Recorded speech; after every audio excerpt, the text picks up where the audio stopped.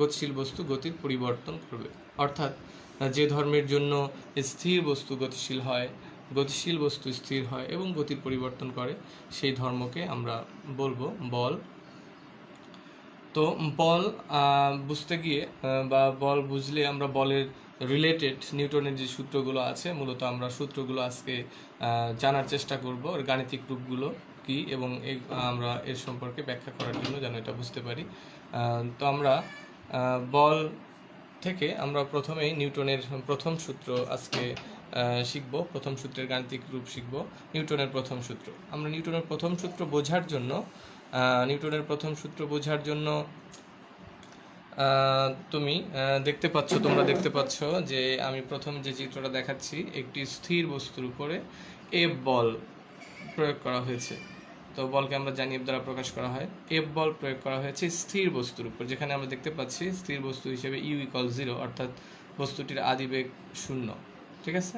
তো বস্তুর আদিবেগ 0 এরকম একটা বস্তুর ভর m, এরকম একটা বস্তুর উপর আমরা এফ বল প্রয়োগ করেছি।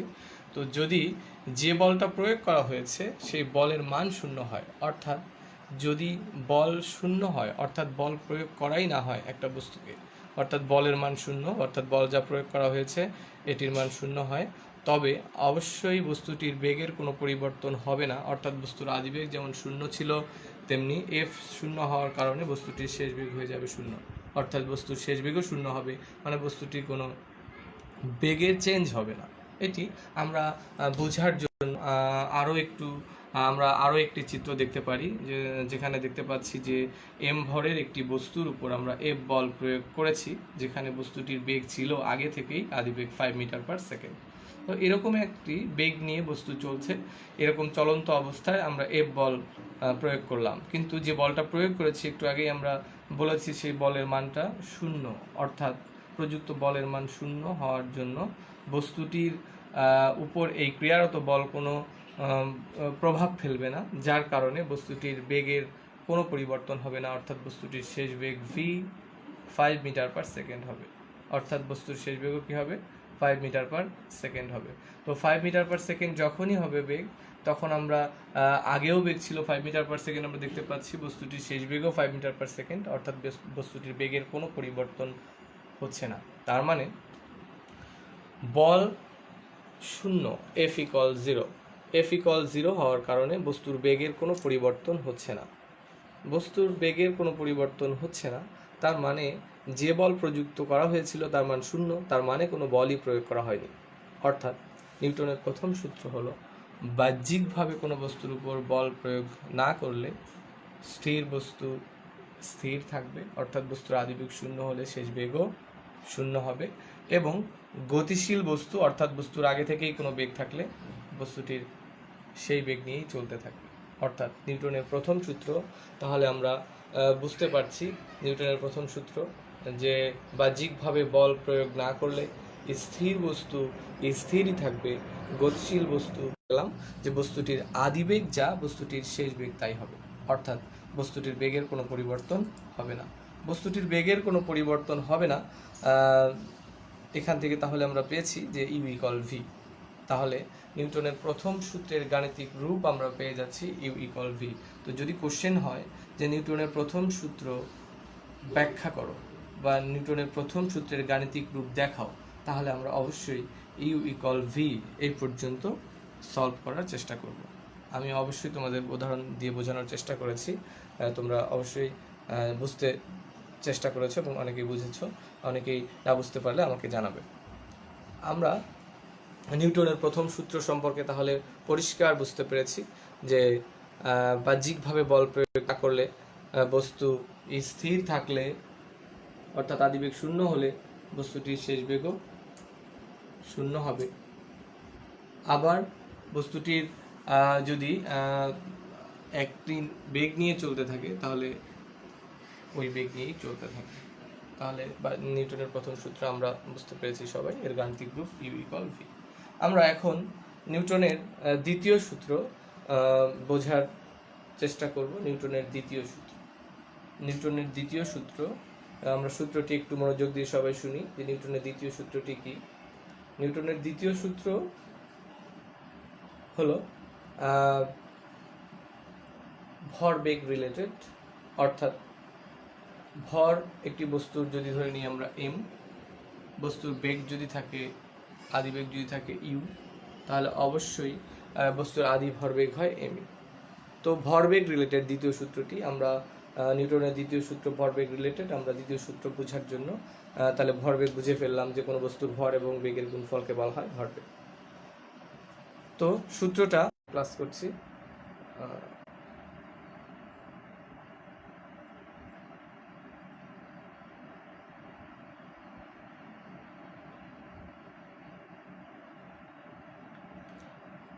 এখানে সমস্যা হয়েছে, অনেকেই আগে থেকে যুক্ত ছিল না ফেসবুকে, যার কারণে অনেকেরই সমস্যা হয়েছে। তো যেটা বলছিলাম, নিউটনের দ্বিতীয় সূত্র, একটা চিত্রে আমরা দেখতে পাচ্ছি যে বস্তুর ভর এম, আদিবেগ ইউ, এরকম একটা বস্তুর উপর আমরা এফ বল প্রয়োগ করেছি, তাহলে বস্তুটির অবশ্যই আদি ভরবেগ হবে এম ইউ। টি সেকেন্ড সময় ধরে আমরা এই বল প্রয়োগ করাতে বস্তুটির শেষ বেগ হয়ে গেল ভি। বস্তুটির শেষ বেগ যখন ভি হলো, তখন বস্তুটির ভরবেগ হয়ে গেল এম ভি। ভরবেগ যখন এম ভি হচ্ছে, তখন টি সেকেন্ড সময় বস্তুটি অলরেডি এস নির্দিষ্ট দিকে এস দূরত্ব অতিক্রম করেছে। অর্থাৎ আমরা তাহলে চিত্রটিতে বুঝতে পারছি যে এম ভরের কোনো বস্তুর ইউ বেগে চলছিল, যখন বস্তুটির ভরবেগ হলো এম ইউ। এরকম অবস্থায় বস্তুর উপর এফ বল প্রয়োগ করা হলো টি সেকেন্ড যাবত। এতে বস্তুটি নির্দিষ্ট দিকে এস দূরত্ব অতিক্রম করে ভি বেগ প্রাপ্ত হয়েছে, যার জন্য বস্তুটির শেষ ভরবেগ আমরা টি সেকেন্ড পরে পাচ্ছি এম ভি। তাহলে অবশ্যই ভরবেগের পরিবর্তন হবে M V minus M U. আর যদি আমরা ভরবেগের এই পরিবর্তনকে টি সময় দ্বারা ভাগ করে দিই, তাহলে আমরা পেয়ে যাব ভরবেগের পরিবর্তনের হার M V minus M U divided T. অর্থাৎ বস্তুটির ভরবেগের পরিবর্তনের হার M V minus M U divided T. M V minus M U divided T আমরা পাচ্ছি বস্তুর ভরবেগের পরিবর্তনের হার। তো বস্তুটির ভরবেগের পরিবর্তনের হার পেয়েছি আমরা। আমি একটু আগে বলেছিলাম নিউটনের দ্বিতীয় সূত্রটি ভরবেগের রিলেটেড সূত্র। দ্বিতীয় সূত্রটি হলো কোনো বস্তুর ভরবেগের পরিবর্তনের হার বস্তুটির উপর প্রযুক্ত বলের সমানুপাতিক। অর্থাৎ কোনো বস্তুর ভরবেগের পরিবর্তনের হার পাচ্ছি আমরা, এটা এম ভরের বস্তুর ভরবেগের পরিবর্তনের হার হবে বস্তুর উপর যে প্রযুক্ত বল আছে এফ, এই বলের সমানুপাতিক, এবং বল যেদিকে ক্রিয়া করবে বস্তুর ভরবেগের পরিবর্তন সেদিকেই ঘটবে। অর্থাৎ আমরা দেখতে পাচ্ছি বল যেদিকে ক্রিয়া হয়েছে বস্তুর ভরবেগের পরিবর্তন ঠিক সেদিকেই ঘটবে, ভরবেগের পরিবর্তন সেদিকেই হবে। তো আমরা দেখতে পাচ্ছি দ্বিতীয় সূত্রের চিত্রের মাধ্যমে, তাহলে সূত্রটি আমরা বলেছি সূত্রের বিবৃতি, যে কোনো বস্তুর ভরবেগের পরিবর্তনের হার বস্তুর উপর প্রযুক্ত বলের সমানুপাতিক। বল যেদিকে ক্রিয়া করে বস্তুর ভরবেগের পরিবর্তন সেদিকেই ঘটে। তো এটা আমরা দেখো বিবৃতি অনুযায়ী যদি লিখি তাহলে লেখা যাবে M V minus M U divided T সমানুপাতিক এফ। অর্থাৎ কোনো বস্তুর ভরবেগের পরিবর্তনের হার বস্তুর উপর প্রযুক্ত বলের সমানুপাতিক। আমরা যদি সমানুপাতিক চিহ্নটিকে উঠিয়ে দিই, তাহলে আমরা পাবো M into V minus U divided T equal K F. যেখানে সমানুপাতিক চিহ্ন উঠে গেল, আসলো কে, আর এখানে এম কমন গিয়ে আসছে M V minus M U divided T. অর্থাৎ M into V minus U divided T, আর পাচ্ছি আমরা কে এফ, যেখানে সমানুপাতিক চিহ্নের পরিবর্তে আসলো সমানুপাতিক ধ্রুবক কে। অর্থাৎ কে একটি সমানুপাতিক ধ্রুবক এখানে। তো কে সমানুপাতিক ধ্রুবক আসলো। আমরা এই লাইনটিকে যদি আরও একটি লাইন পরের লাইনে যাই লাইন থেকে, তাহলে আমরা পাবো M A equal K F. কেননা আমরা এখানে ত্বরণ এ ইকুয়াল লিখতে পারবো ভি মাইনাস ইউ ডিভাইডেড টি। তো ত্বরণ যদি লিখি আমরা V minus you by T, তাহলে আমরা V minus you by T এর পরিবর্তে লিখতে পারবো এ। সেই জন্য আমরা এই সমীকরণটিকে, যে M into V minus U divided T equal K F, সমীকরণটিকে লিখতে পারবো M A equal K F.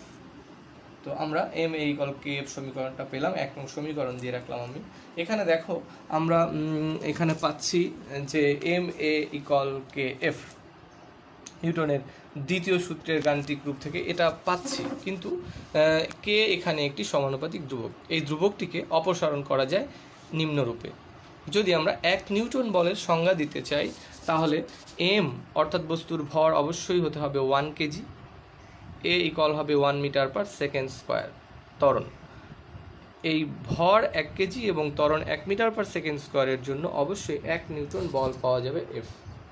যখন আমরা এফ 1 নিউটন বল পাবো, তখন 1 নিউটন বল এর জন্য, অর্থাৎ 1 নিউটন বলের সংজ্ঞা অনুযায়ী এফ এর মানটা যদি 1 নিউটন হয়, তাহলে আমরা এফ এর মান 1 নিউটন, এম এর মান 1 কেজি, এর মান 1 মিটার পার সেকেন্ড স্কোয়ার যদি বসিয়ে দিই, তাহলে আমরা অবশ্যই পেয়ে যাব সমানুপাতিক ধ্রুবক কে ইকুয়াল 1।